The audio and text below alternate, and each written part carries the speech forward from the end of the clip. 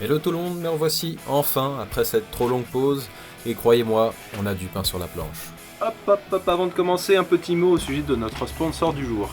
Donc il est représenté dans 26 pays, c'est Autodoc, qui nous fournit un bon gros stock de pièces en général dispo sur le site web, sur lequel je commande de temps en temps, c'est le cas pour la Aston Martin. Vous pouvez également passer commande via l'application smartphone. Je dois dire que les prix en général sont plutôt bas. Donc voilà, si jamais vous avez besoin, le lien est en description. Je pense que vous connaissez déjà, mais on sait jamais. Allez, cela dit, reprise des activités. On va premièrement s'occuper du jeu ahurissant qu'on a au roue arrière. Les deux moyeux bougent comme si la vis de réglage du carrossage était desserrée. En fait, le problème vient du pivot inférieur. On va donc démonter tout ça. On commence par préparer la vis de ce pivot qui est bien figée.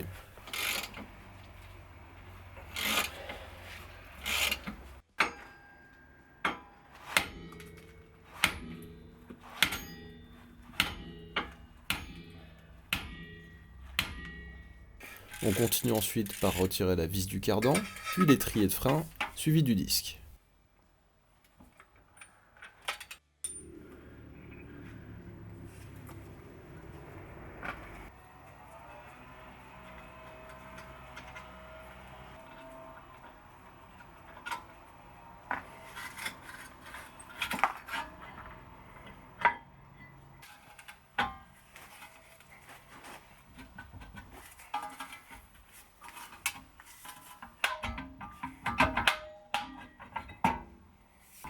Maintenant qu'on a accès aux mâchoires de frein à main, on va pouvoir les déposer.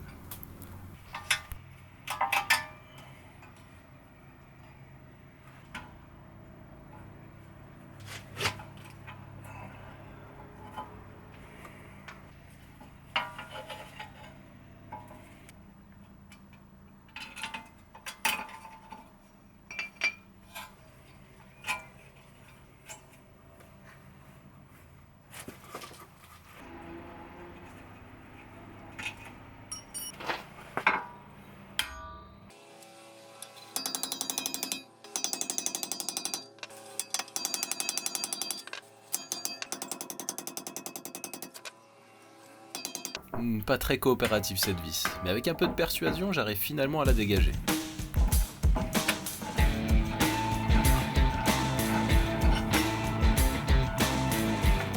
On va maintenant dégager le moyeu des cannelures du cardan avec l'aide de cet extracteur.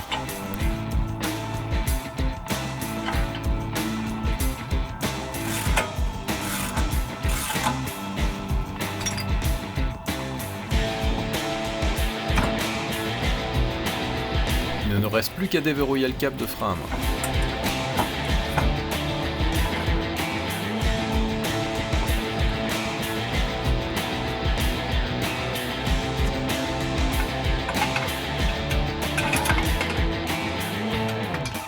Et c'est parti maintenant pour extraire la bague et les deux roulements qui sont insérés en bas de fusée.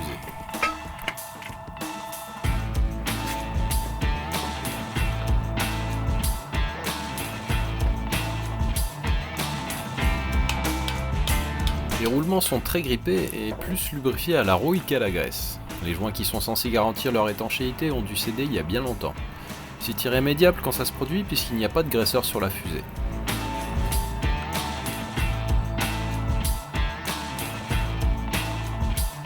On dépose maintenant également le côté droit qui souffre du même problème.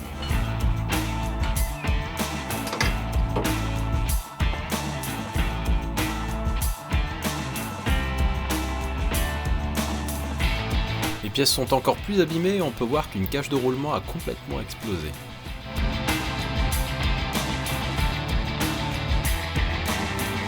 Faut maintenant bien décaper la bague pour pouvoir insérer les roulements neufs et la graisser pour éviter qu'elle rouille de nouveau.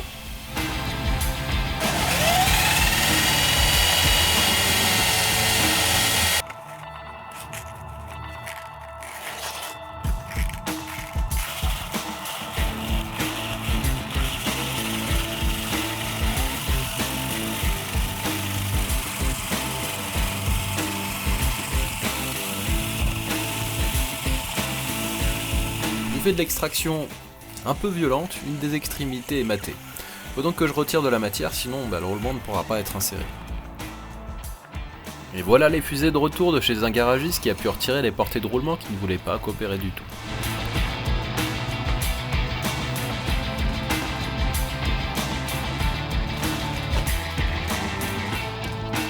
On va maintenant pouvoir installer les roulements. Il faut déjà commencer par les remplir de graisse. C'est le moment de sortir le commentaire distingué du jour. Allez, faites-vous plaisir.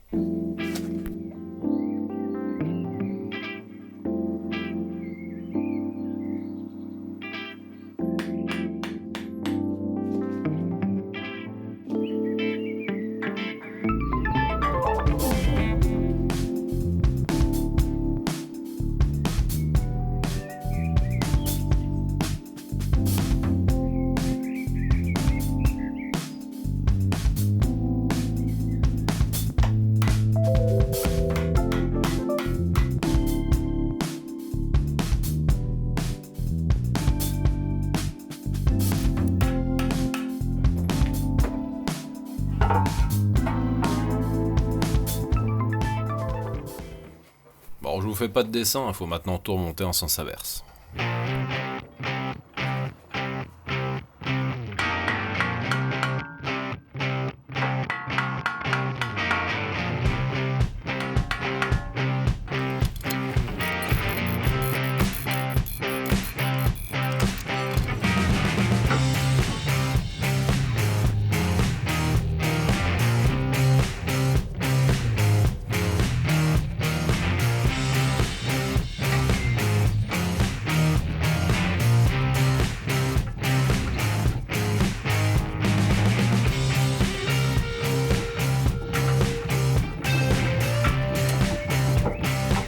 On passe maintenant à l'autre côté. Et je me suis aperçu que le cardan a dû être abîmé lors d'une opération de maintenance précédente puisque le filetage a été retaraudé et qu'un insert était présent dans l'écrou. Malheureusement, il n'a pas tenu. J'ai normalement trouvé un cardan pour remplacer celui-ci. Je ne veux pas prendre de risque vu que sur ce train arrière, à part le pivot inférieur, la seule chose qui retient la fusée, c'est le cardan.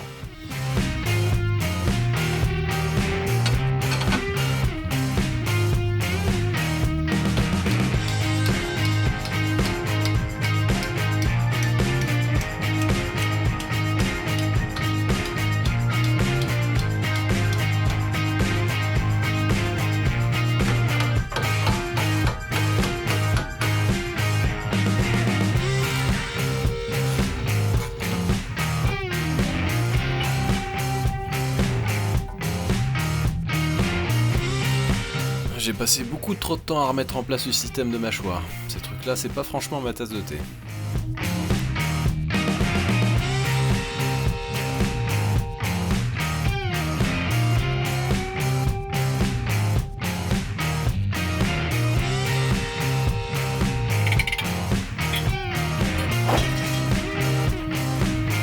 Après ce travail laborieux et avoir constaté la ravissante absence de jeu, on va passer encore plus pénible, finir de remonter l'intérieur. Et je salue à cette occasion la débilité de l'ingénieur Aston Martin qui s'est chargé de concevoir la console centrale. Vis, écrou, rondelles totalement inaccessibles, montées dans un ordre aléatoire et souvent incohérent. J'ai passé plusieurs heures à la démonter proprement et à la remettre en place. J'ai étrangement pas du tout envie de m'y recoller et je me félicite d'avoir simplement des 1000 soufflettes de vis de vitesse pour déposer la boîte. Allez, j'ai pitié de vous, je vous la passe à 5000% de la vitesse réelle.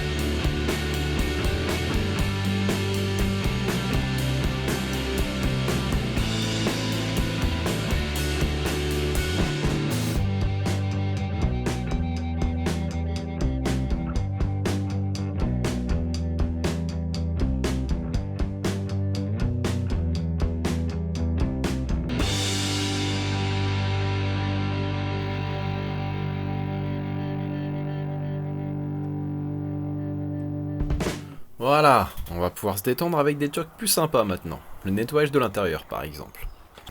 Et vous allez voir, il en a besoin.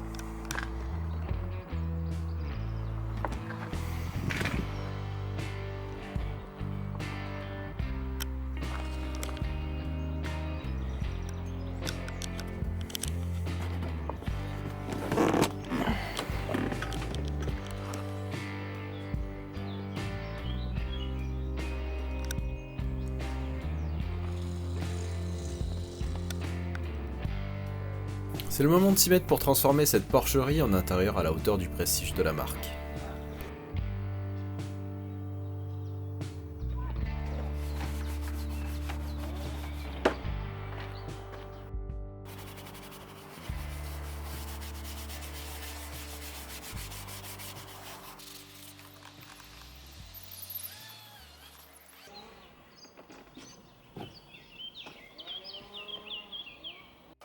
Le principe de nettoyage est assez simple. Brosse à poil fin et souple, dégraissant, pas trop puissant, et un coup de chiffon après avoir bien agité la crasse.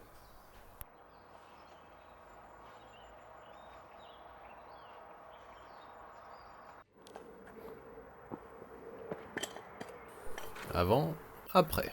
Différence subtile mais réelle. Puisque l'assise a tendance à prendre sa liberté, on va lui laisser et en profiter pour un nettoyage suivi d'une réparation.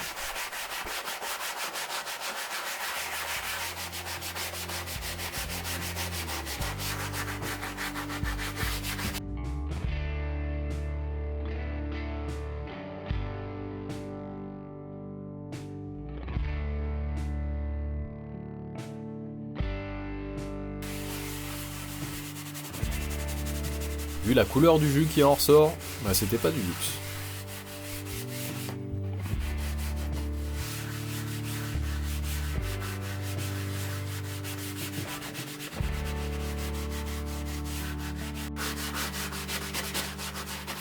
Allez, je vous montrerai le résultat final après qu'on ait solutionné ce problème de fixation.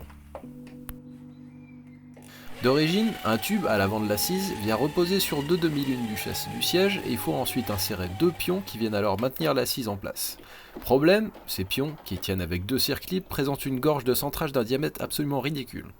Forcément, les deux côtés ont fini par casser.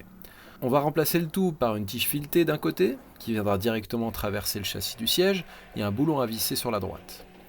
Il faut donc tarauder le tube de l'assise de part et d'autre. Là au moins, ça ne cassera plus jamais, pour sûr.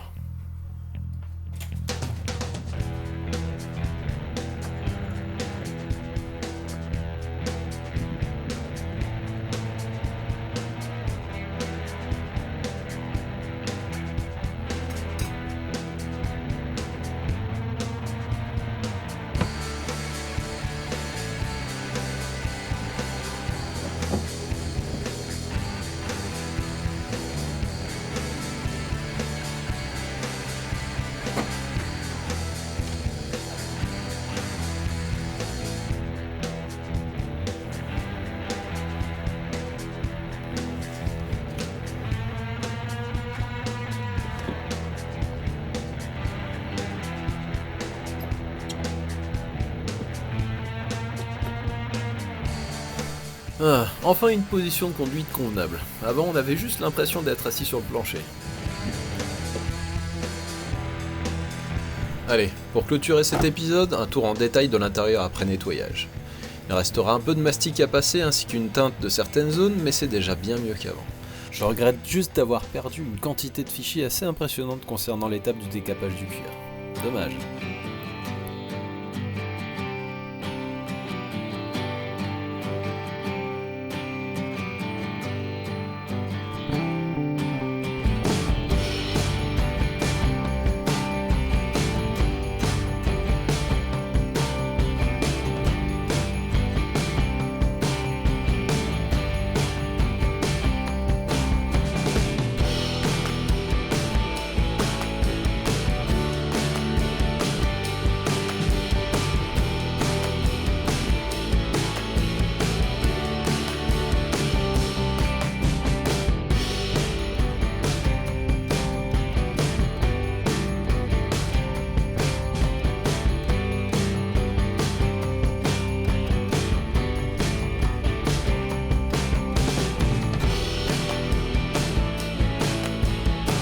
Et il est déjà l'heure de se quitter sur ces images. J'attends toujours l'immatriculation temporaire et pour patienter, je pense justement peaufiner cet intérieur ainsi que la peinture avec une passe de correction qui sera la bienvenue.